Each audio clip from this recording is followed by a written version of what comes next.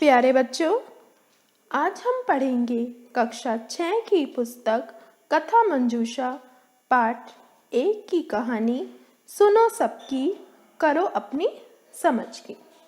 पाटलिपुत्र में रामप्रसाद नामक एक व्यापारी थे। उनका एक ही पुत्र था। उनके पुत्र का नाम था मोहन। मोहन के पिता उसे अपना व्यापार भली भांति समझाना चाहते थे।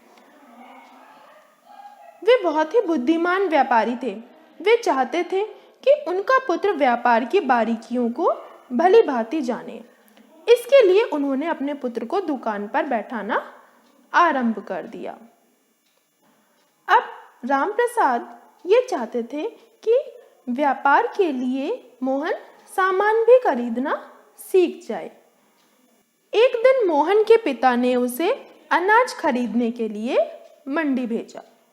वह पहली बार मंडी जा रहा था, अतः उसके पिता ने उसे चलते समय सारी बातें समझाई और कहा कि बेटा, बुद्धिमान व्यक्ति की सलाह सुनना और उस बात पर विचार करके अपनी समझ के अनुसार काम करना और अंधेरा होने से पहले घर लौट आना। पिता की सीख को ध्यान में रखकर मोहन अपने घोड़े पर बैठकर 1 घंटे में ही मंडी पहुंच गया और वहां उसने 1 बोरा चावल तुलवा लिए। चावल का बोरा घोड़े की पीठ पर लदवा लिया। बोरा लदने के बाद घोड़े की पीठ पर जगह ही नहीं बची, तो उसने सोचा कि वह घोड़े की लगाम पकड़कर पैदल ही चलता है। मोहन को रास्ते में लाल भुजक्कड़ मिल गए। उन्होंने लाल पगड़ी पहनी हुई थी। उनके साथ उनके कुछ शिष्य भी थे।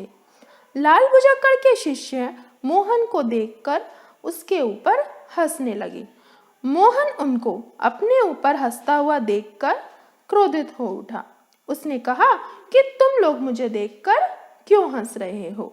तब एक शिष्य ने कहा कि हम तुम्हारी मूर्खता पर हंस रहे हैं कि जब तुम्हारे पास घोड़ा है तो तुम पैदल क्यों चल रहे हो? अब यह बात मूर्खता भरी है या नहीं? तुम लोग अजीब हो। मोहन ने कहा कि तुम्हें दिखाई नहीं दे रहा कि घोड़े की पीठ पर बोरा लदा हुआ है? मेरे बैठने के लिए स्थान ही कहाँ है? लाल भुजक्कड़ ने कहा, चावल के वजन के बराबर पत्थर एक बोरे में भरो, घोड़े की पीठ पर एक तरफ चावल का बोरा तथा दूसरी तरफ पत्थर का बोरा लटका दो।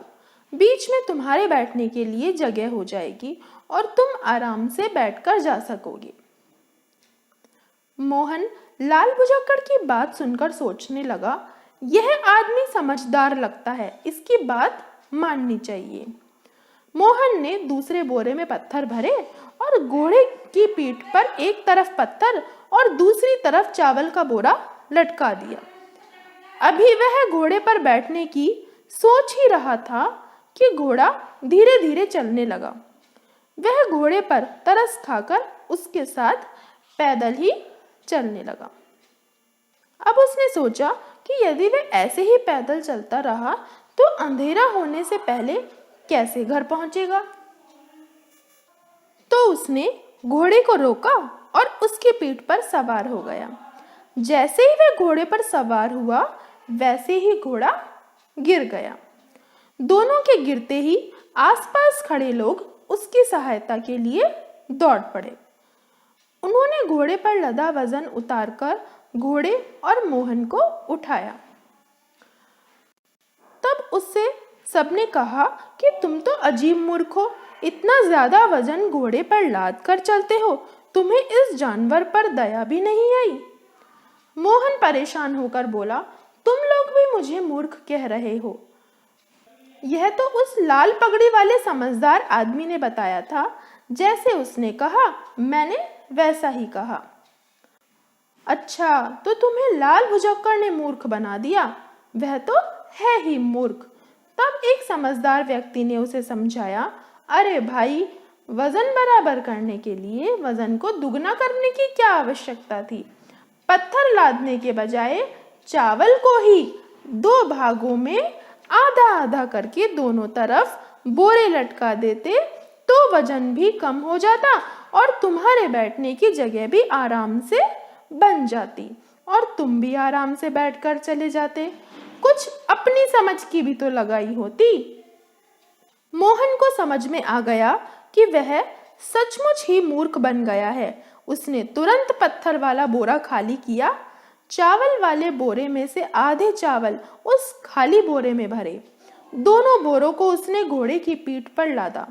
उसके बैठने के लिए घोड़े की पीठ पर काफी जगह बन गई। अब वह जैसे ही घोड़े की पीठ पर बैठा, वैसे ही घोड़ा तेज गति से दौड़ने लगा। शाम होने तक वह घर पहुंच गया। अब उसे जीवन का एक बहुत बड़ा रहस्य समझ में आ गया और उसने अपने पिता के इस सबक को भी अपनी गांठ बांध लिया। सुनो सबकी, किंतु करो अपनी बुद्धि के अनुसार, सोच समझकर। तो बच्चों, आशा करती हूँ मैं आपको ये कहानी अच्छी लगी होगी